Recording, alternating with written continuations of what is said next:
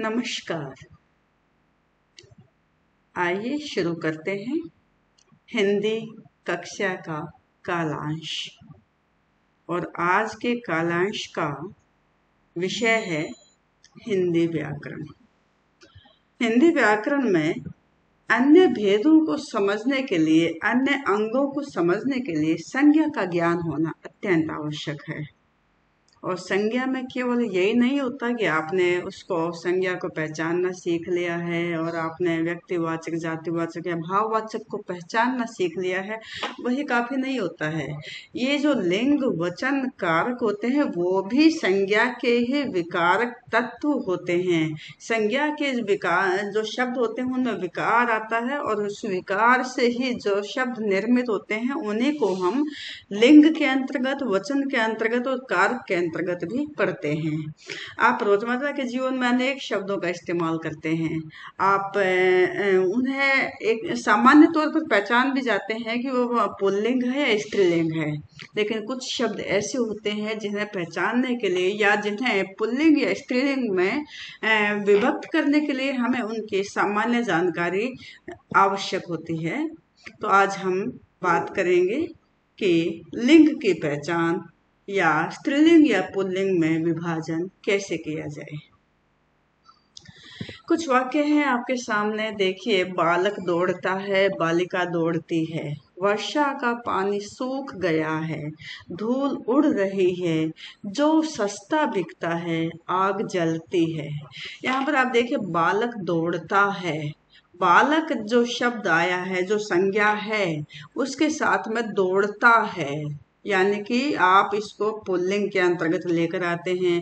बालिका दौड़ती है, यहाँ पर देखिए आपने बालिका, बालक से बालिका बन गया है और यहाँ पर क्रिया में भी परिवर्तन हो गया है। उसी तरह पानी जो शब्द आया है उससे पहले का आया है, यानी वर्षा का पानी या पानी पुल्लिंग के अंतर्गत आ गया है। ये नहीं कहा कि उसकी किताब, उसमें किताब से पहले की आएगा और पानी से पहले का आया है।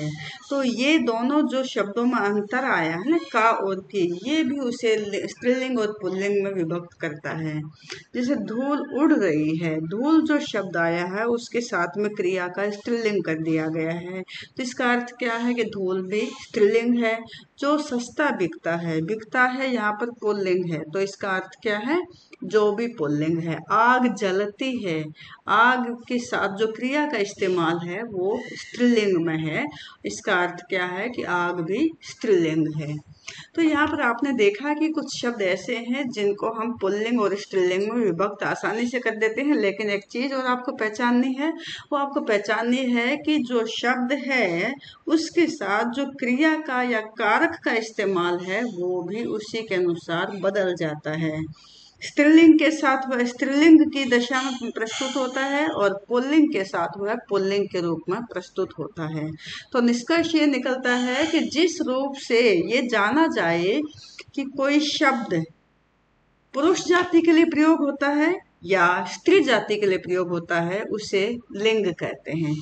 लिंग की सामान्य तौर पर अगर हम परिभाषा देखते हैं ना, तो उसे बनाना थोड़ा मुश्किल हो जाता है। लेकिन यहाँ पर आपने जितने भी शब्द देखे, ये बालक है, बालिका है, पानी है, धूल, जो आग, ये जितने भी शब्द हैं, इनसे इनके जो रूप यहाँ पर प्रस्तुत किए गए हैं, जिस तरह से उनका विकार उनमें आया है, तो उस जिस रूप से जाना जाए कि कोई भी शब्द पुरुष जाति के लिए प्रयुक्त होता है या स्त्री जाति के लिए, तो उसे लिंग कहा जाता है।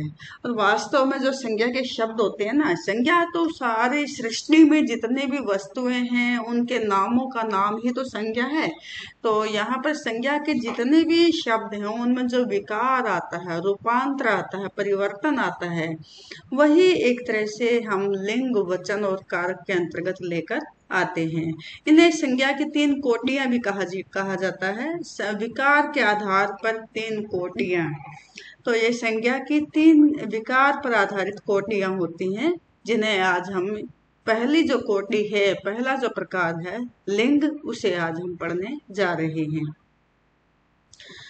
अब लिंग की परिभाषा के बाद आप इसके 2 भेद देखते हैं, पुल्लिंग और स्त्रीलिंग। और ये भी आपके दो भागों में आती है, एक प्राणीवाचक होती है, एक अप्राणीवाचक होती है।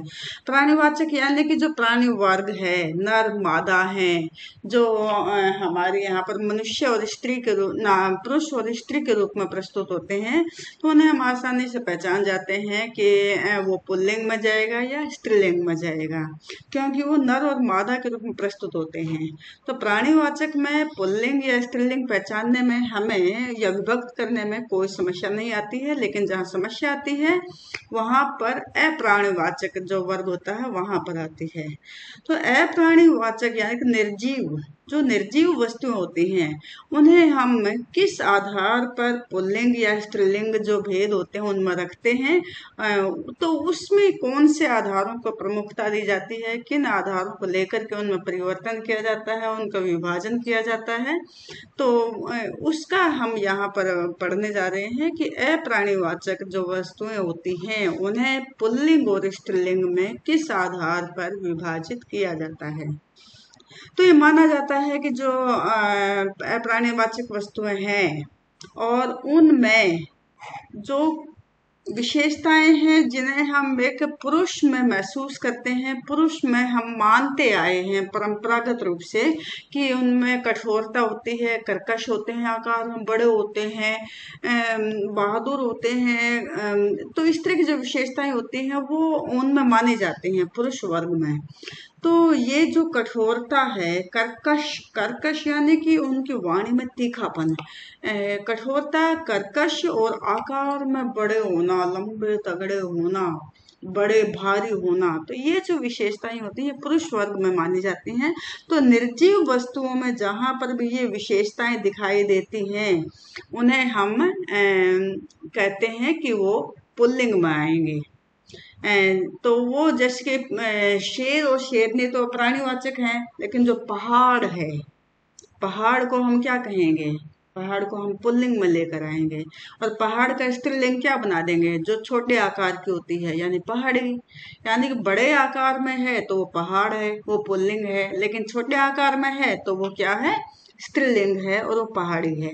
उसी तरह से समुद्र विशाल होता है, बड़ा होता है, भयानक होता है, तो उसे हम क्या कहते हैं, पुल्लिंग कहते हैं। उसी तरह से जो नदी होती है उसमें भयानकता नहीं होती बल्कि कोमलता होती है, और आकार भी उसका समुद्र से बहुत छोटा होता है, तो उसे हम क्या कहते हैं, स्त्रीलिंग कहते हैं। तो ये जो कुछ विशेषताएं हैं जो आपको ध्यान में रखनी है, जिसके आधार पर आप निर्जीव वस्तुओं को भी आसानी से पुल्लिंग और स्त्रीलिंग में विभाजित कर सकते हैं। जैसे कि स्त्रीलिंग के बारे में बताया कि जो कोमलता, मृदुता और छोटा जो आकार होता है वो स्त्रियों के एक विशेषता मानी जाती है, और वही विशेषता निर्जीव वस्तुओं में जब हम देखते हैं तो उसे भी हम स्त्रीलिंग में विभाजित कर देते हैं। जैसे यहाँ पर बताया, नदी बताया है, गौरैया मछली है, ये भी कोमलता में आती है, तो ये भी जो स्त्रीलिंग है उस भाग में आ जाती हैं। अब एक तो ये विशेषताओं के आधार पर, भावों के आधार पर जो विभाजन होता है वो हमने उसके बारे में बात की। अब एक और इसके जो नियम होते हैं जिनके आधार पर हम इनको अलग अलग भागों में रखते हैं, तो वे हैं, एक तो पुल्लिंग में जो शब्द होता है तो या तो वो अकार अंत होता है, एकार क्या होता है, आकार क्या होता है। एकार यानी कि जैसे पुत्र, ऐसे खत्म होता है, और आ जैसे दादा, आ पे जाकर खत्म होता है। यानी कि जो शब्द जिनके अंत में ए आता है स्वर, या आ आता है, या अपने साथ में विशेषण या क्रिया का जो आकार अंत होता है, आ होता है, उसको लेकर आते हैं, तो वो पुल्लिंग में जाते हैं। यानी कि हम मान कर चलते हैं कि मुख्यतः आ हमेशा ही पुरुष वर्ग की पहचान होती है, पुल्लिंग की पहचान होती है आ। और इसी तरह स्त्रीलिंग में ई, इकार अंत, ई जैसे दादी, नानी, उनमें ई आता है, बड़े ई, यहाँ पर हम बड़े ई की बात कर रहे हैं। तो जो बड़े ई होता है वो जिन शब्दों के अंत में आता है तो उसे हम स्त्रीलिंग का परिचायक मान लेते हैं। यानी कि दादी है, नानी है, मामी है, ये सारे जो शब्द होते हैं आप देखते हैं कि इनका जो पुल्लिंग है वो आकार अंत है और जो स्त्रीलिंग है वो इकार अंत है। तो जिन शब्दों के अंत में ई आता है, बड़ी ई, उनको हम क्या कहते हैं, स्त्रीलिंग के अंतर्गत मानते हैं। अब कुछ शब्द ऐसे होते हैं जो निश्चित तौर पर हमेशा ही पुल्लिंग होते हैं और कुछ शब्द ऐसे होते हैं जो हमेशा ही स्त्रीलिंग होते हैं, जिनके बारे में ज्यादा सोचने की आवश्यकता नहीं होती है, केवल मान भर लिया जाए वही काफी है। जैसे जिन शब्दों के अंत में ये सारे प्रत्यय मैंने यहाँ पर लिखे हैं, कै, त्वय, पन, पा, तय, य, वय, त्रय, जय, आ, आन, ना, आव, आटा, आवा, ये प्रत्यय जिन शब्दों के अंत में होते हैं वो हमेशा ही पुल्लिंग होते हैं। जैसे कै है, गायक, पाठक, भावक होते हैं ना, वो हमेशा पुल्लिंग होते हैं। त्वय, महत्व, है ना, स्त्रीत्व, वो क्या होता है, वो हमेशा पुल्लिंग में आएगा। पन, बचपन, पा, बुढ़ापा, तय, सत्य। आप इनका इस्तेमाल करके देखिए वाक्य में, ये हमेशा ही पुल्लिंग में आते हैं। यह, सौंदर्य, गौरव, त्रय, चित्र, मित्र, जलज, झूला, भूखा, है ना, मिलान, मिलना, आव, बहाव, प्रवाह, आटा, सन्नाटा, चढ़ावा, बढ़ावा, है ना, दिखावा। ये सारे शब्द आपने देखे कि जिन शब्दों के अंत में ये प्रत्यय आते हैं वो हमेशा ही पुल्लिंग में होते हैं। अब ऐसे भी हैं शब्द जो हम उनको विशेष वर्ग में विभाजित कर देते हैं, जैसे धातुएं, सोना, मोती, हीरा, ये हमेशा पुल्लिंग में रहेंगे, लेकिन चांदी इनमें से अलग आ जाती है, चांदी स्त्रीलिंग में होती है। दिनों के नाम, सोमवार, मंगलवार, महीनों के नाम, पहाड़ों के नाम, समुद्रों के नाम, देशों के नाम, ये हमेशा ही पुल्लिंग में आते हैं। पेड़ों के नाम, ग्रहों के नाम, तो ये आपने देखा, ये शब्द हमेशा ही पुल्लिंग में आते हैं। अब कुछ शब्द ऐसे होते हैं जो निश्चित तौर पर स्त्रीलिंग होते हैं, वे कौन से होते हैं? भाषाओं के नाम, अवधी, मगही, बघेली, हिंदी, बंगाली, तमिल, अंग्रेजी भाषाएं हमेशा स्त्रीलिंग में आती हैं। बोलियां, हरियाणवी, है ना, नदियों के नाम, गंगा, यमुना, सरस्वती, सब ये स्त्रीलिंग में आती हैं। उकारांत संज्ञाएं, यानी अंत में जिस शब्द के अंत में ऊ आता है वो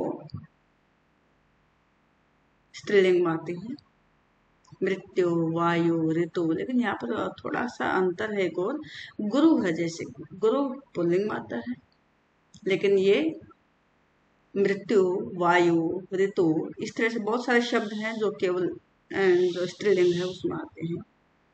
जिन शब्दों के अंत में ये प्रत्यय होते हैं, कौन से प्रत्यय हैं? ईमा, आई, आवट, आहट, आस, या, ई, तय, ता, नी, री, ली, इमा, ये जो प्रत्यय हैं इनसे जो शब्द बनते हैं, गरिमा, महिमा, आई, पढ़ाई लिखाई, आवट, सजावट, दिखावट, आहट, घबराहट, सनसनाहट, आस, मिठास, खटास,